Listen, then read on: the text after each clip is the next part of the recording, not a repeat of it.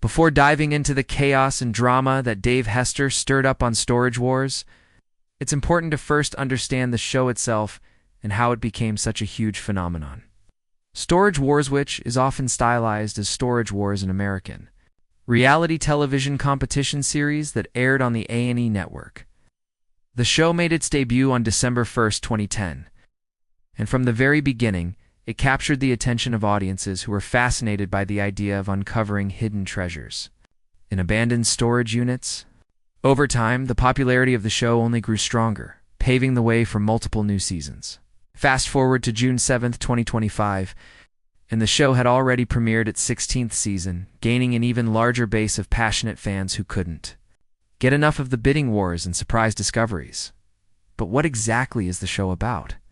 According to California law, if the rent on a storage locker is left unpaid for 3 months, the facility has the legal right to auction off the locker's contents as a single lot of items.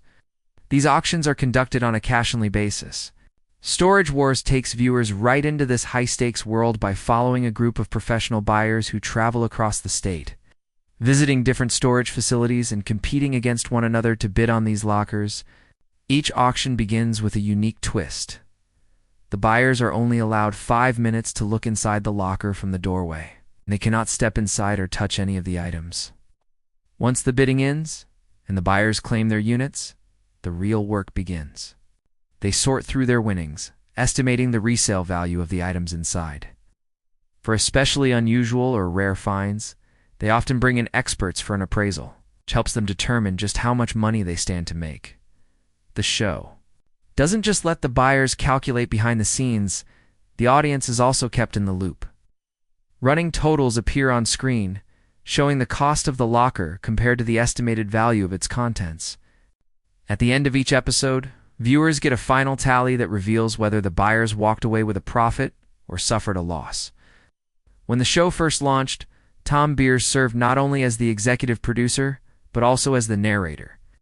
Beers would clearly explain the show's premise at the start of every episode and provide a concise recap of each buyer's financial outcome at the end. He also made an important creative choice for the show. He deliberately avoided exploring the personal stories of the storage locker's original owners. According to him, those backstories were often filled with sadness and hardship, and he didn't want to exploit people's misery for entertainment. Season 1 of Storage Wars began on December 1st, 2010, the total of 19 episodes, 17 of which were filmed in self-storage facilities scattered across Southern California. From the start, the show proved to be a ratings success. By the time Season 2 premiered, the audience had grown significantly, with 5.1 million viewers tuning in, making it the most-watched program in A&E's history up to that point. This incredible success led to more seasons being commissioned. In fact, Season 3 was extended to 26 episodes, although only 20 initially aired, with 6 episodes being saved for the second half of the season, which began in December 2012. The series kept expanding. On January 30th, 2019, Storage Wars wrapped up its 12th season. At first, fans worried this might be the end as there was no announcement about a renewal. But to everyone's surprise, Season 13 was announced in March 2021 and premiered the following month. On April 20th, the momentum continued, and Season 14 followed in November 2021, with Barry Weiss, who had left the show back in Season 4, making his highly anticipated return. By Season 15, which aired 24 episodes and concluded on August 15, 2023, Storage Wars had firmly cemented itself as one of the longest-running and most popular reality shows in its category. Then came the big reveal. The 16th season would premiere on June 7, 2025. This season marked another change, shifting to an hour-long format, and most notably, it featured the dramatic return of none other than Dave Hester, who had been absent since Season 12. Now, what exactly happened with Dave? And what kind of trouble did he cause when he came back? We'll get to that shortly. But first, let's take a closer look at the colorful cast of buyers who made Storage Wars the fascinating spectacle that it is. First, Kenny formed an early alliance with Barry Weiss. This partnership began when Kenny helped Barry open a jammed locker, and from there, The two quickly developed a bond. Their teamwork blossomed into a close friendship, and Kenny often appeared alongside Barry on Barry's Treasure and Storage Wars. Barry Strikes Back. Outside of the storage auction world, Kenny is an entrepreneur. He owns a business where he makes his own pralines, and he also launched a clothing line with the catchy tagline, "Senny Do It." In fact, while filming the show, Kenny was frequently seen wearing many of his own clothing designs, blending his television presence with his personal business ventures. So how exactly did people receive Storage Wars? Well, the critical response was mixed. For example, Mark McNamara of the Los Angeles Times described the show as strangely uplifting, noting that hope seemed to be one of the surprising treasures that could be discovered in an abandoned storage unit. On the other hand, Neil Genslinger of the New York Times praised the series as an especially entertaining addition to the genre. Not all critics were kind. The Brian Lowry of Variety bluntly stated that Storage Wars should have been left in storage indefinitely. Meanwhile, Troy Patterson of Slate magazine gave a more complex opinion, labeling the series as both trash TV and magnetic trivia. Adding to the debate, Ellen Gray of the Philadelphia Daily News advised viewers, if there is an inquisitive bone in your body, you should probably steer clear. Despite the divided critical opinions, audiences tuned in. Reports show that the premiere episode of Season 1 attracted 2.1 million viewers, and the show became A&E's top-rated nonfiction program in 2010. Averaging 2.4 million viewers per episode, the second season premiere raised the stakes even higher. Featuring back-to-back episodes, it drew in an impressive 5.1 million total viewers, making it the highest-rated episode of any series in A&E's history at the time. The combined season premiere even outperformed competing originals such as NBC's Love in the Wild and ABC's Primetime Nightline. However, rumors soon began swirling. Some critics speculated that producers were secretly stocking storage units with eye-catching items to make the show more dramatic. A&E quickly denied these accusations, with a spokesperson firmly stating that there's no staging involved and that every item discovered in the lockers was genuinely found there. Executive producer Tom Beers also defended the show, explaining that the majority of lockers filmed during production contained nothing of interest and were therefore excluded from the final episodes. Yet he admitted that about half of the dialogue was scripted, and at times items were moved between lockers, purchased by the same bidder for storytelling purposes. While production was sorting through this balance of authenticity and entertainment, one man stood in the way: Dave Hester. Dave Hester became the center of controversy when he filed a lawsuit against Storage Wars. In his complaint to the Los Angeles Superior Court, Hester accused the show of being entirely fraudulent. He claimed everything was fake, from planted items inside lockers to staged cast interviews. According to him, he was fired from the show after voicing his concerns to the producers and network staff about what he believed was possibly illegal staging of items. Hester alleged that A&E deliberately filled storage units with valuable or unusual goods to boost the show's drama, sometimes stocking entire lockers.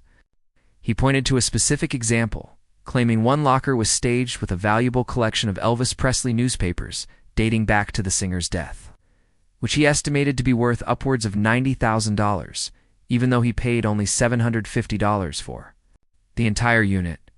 In his complaint, Hester went even further, suggesting that a company called Off the Wall Antiques supplied A&E with items in exchange for compensation. According to TMZ, Hester alleged that producers regularly salt or plant the storage lockers to create suspense, even going so far as to stage entire units with the cooperation of facility owners. He also claimed producers scheduled appraisals weeks in advance, scripted interviews with cast members, and even staged colorful auction scenes. For example, he alleged that footage of cast members bidding was sometimes filmed without an actual auction taking place, simply to create the illusion of drama. Hester didn't stop there. He accused A&E of financially supporting weaker cast members by paying for their storage units, ensuring they could compete with more experienced buyers like himself. Perhaps his most shocking claim was that the network allegedly paid certain female cast members to undergo plastic surgery, supposedly to increase the show's erotic appeal. These allegations stirred up even more controversy. With stars like Brandy Passante and Laura Dotson firing back at Hester's accusations. The lawsuit quickly grew into a heated public battle. Hester demanded $750,000 in damages for wrongful termination. A&E, however, dismissed his claims as exaggerated and misleading.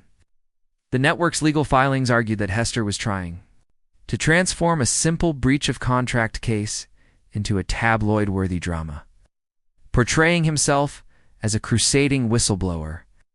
They also accused Hester of hypocrisy, noting that he allegedly participated in the very actions he condemned, including staging and scripting. A&E even invoked California's anti-SLAPP law, arguing that Storage Wars was protected under the First Amendment as a form of entertainment, and thus Hester needed to prove his likelihood of winning before proceeding. But Dave Hester's troubles didn't end with the lawsuit. His past caught up with him when reports surfaced of a DUI arrest in 2005.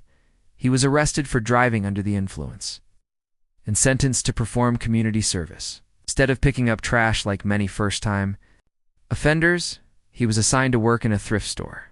Ironically, this punishment turned into an opportunity, as Hester learned more about the second-hand business and eventually decided to start his own. Later in life, health issues forced Hester off the show. In 2018, during season 12, he suffered a hemorrhagic stroke that severely impacted his health. Doctors also diagnosed him with severe sleep apnea, a condition that caused serious breathing problems. To recover, Hester stepped away from television between 2018 and 2024, living in solitude until he regained his strength. Eventually, he returned triumphantly in season 16, a comeback that delighted fans and gave his career a much-needed breakthrough. Yet legal trouble followed him again. Hester nearly lost a $12,000 storage unit when it was mistakenly auctioned off despite the original occupant having paid off overdue fees. Though Hester tried to fight it in California's 4th District Court of Appeal, the court ruled against him, siding with Public Storage and declaring the sale void due to a technical error. Meanwhile, Brandy Passante also shed light on some of the challenges faced while filming Storage Wars. On the Happening Now with Hammer podcast, she revealed that certain storage companies, like Public Storage, refuse to let them film on their properties. She explained that these companies didn't want to highlight the fact that unpaid units were resold at auction, saying there is no show called for closure. You know what I mean? Because nobody wants to see that. She also insisted that the show's lockers were 100% real and not staged, directly countering Hester's accusations. According to her, A&E never planted items. Bidders had no inside information. Brandy emphasized that the show wasn't a guaranteed treasure hunt. Sometimes lockers were filled with junk. The less interesting lockers, she explained, were simply cut from the episodes to keep the show engaging. Ultimately, both Brandy and other cast members stood firm that what viewers saw on Storage Wars was genuine bidding. Even if not every locker was packed with gold,